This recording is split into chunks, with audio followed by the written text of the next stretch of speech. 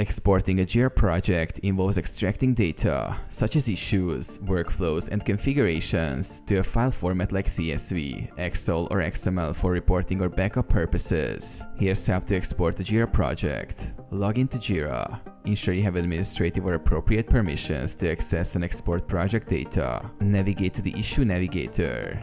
Go to the project from which you want to export data. Click on the Issues tab in the top menu and select Search for Issues.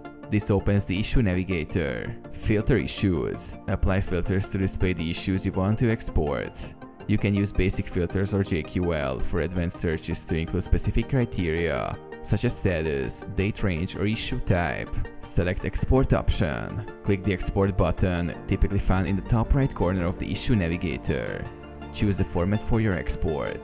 CSV, current fields. CSV, all fields. XML, Excel.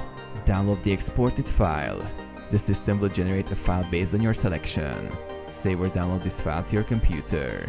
Verify the export. Open the downloaded file to ensure all required data is included and formatted correctly.